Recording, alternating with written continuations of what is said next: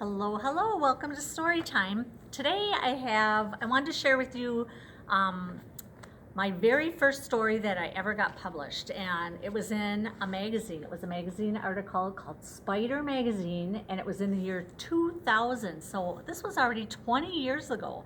Like, oh my gosh, really? But I remember how excited I was that this got published, and I wanted to read it to you. It doesn't have a lot of pictures, but Mrs. Adam will share the pictures that I do have. So it's called My Brother Astroman. Take that ridiculous basket off your head, Patrick said, scowling down at his little brother Martin. It's my helmet, Martin pouted. Astroman always wears a helmet in outer space. We're in the park, not outer space, Patrick snorted. Besides, that's an old Easter basket, not a helmet. You look weird enough riding that baby scooter. Martin's lip quivered and tears filled his eyes. It's not a scooter, he insisted. It's my space cycle. Astroman always travels on his cycle in outer space, Patrick finished. I know. Martin watched Astroman on television every day.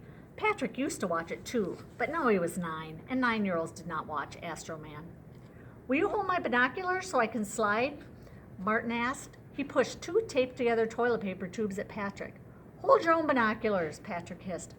Mom said you had to play nice with me, Martin whined.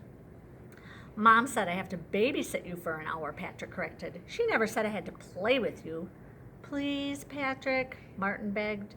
Patrick sighed. I'll hold him for you, but hurry up, will ya? Would you wear my jetpack so the tape doesn't get tangled? Martin tugged at the cereal box taped to his back. No way, Martin, Patrick shook his head. I am not wearing a stupid cereal box on my back. Just for a minute, Patrick, Martin pleaded. Patrick looked around the playground. It was deserted. Please, Patrick. Martin tugged on Patrick's shirt. Good grief, Patrick said irritably. Give me the box. It's a jetpack, Martin corrected, turning Patrick around. Patrick let Martin tape the cereal box onto his back, and before he could protest, Martin also plopped the Easter basket on his head. Then Martin headed for the slide while Patrick leaned against a pine tree to wait. As he watched Martin, a voice behind him said with a snicker, Neat hat, Patrick. Patrick grimaced and slowly turned around.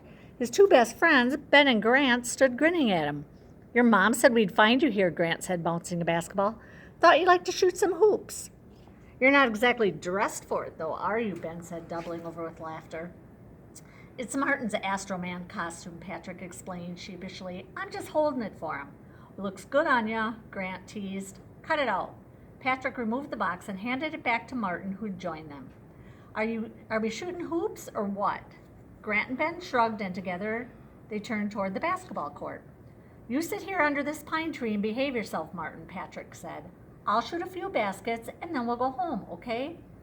Patrick nodded sulkily and reached out for his helmet and binoculars. 20 minutes later, Patrick plopped down on the cool grass.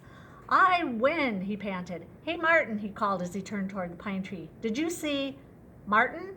Martin! Patrick jumped to his feet. Martin was nowhere in sight. Martin, he called, where are you? There was no answer. You guys see Martin anywhere? He asked Grant and Ben. They looked around and shook their heads. Patrick felt a stab of fear.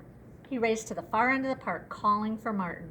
Ben and Grant checked the shelters, and when nobody found Martin, the boys gathered under the big pine tree where they'd last seen him. A shower of pine needles and a rustle from above made them look up. Martin was perched high on a spindly branch. You get down here this minute, Martin, Patrick hollered.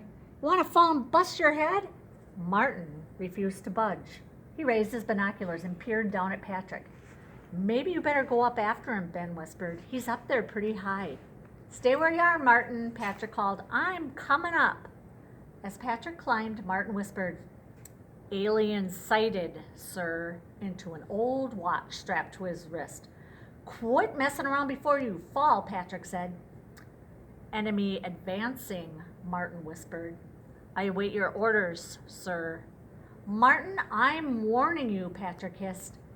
Enemy still advancing, Martin continued. He scrambled further out on the narrow branch. It dipped dangerously under his weight.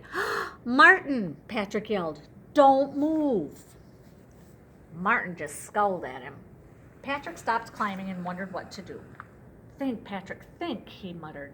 He puzzled a while, then got an idea. In a deep voice, he hollered, Astroman, this is Commander Steele. I order you to leave your station and return to base. Do you read? Over. Martin's eyes lit up, and he smiled down at Patrick. I read you loud and clear, Commander. Over.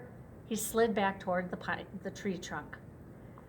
Alien destroyed. Mission complete, Patrick continued. When Martin grinned and began to climb down, Patrick smiled. Martin sure had a great imagination. When they reached the ground, Martin looked up at Patrick and said, Thanks for playing with me. Patrick shrugged. Gotta go, guys, he said to Grant and Ben. Astroman and I have to conquer the rest of the universe, right, Astroman? Martin beamed. The end. So he finds out how important his little brother is, and he joins in the game where Patrick thinks that he is playing Astroman, and all ends well, and he doesn't fall out of the tree. So that's it for story time. Thanks for listening. See you later.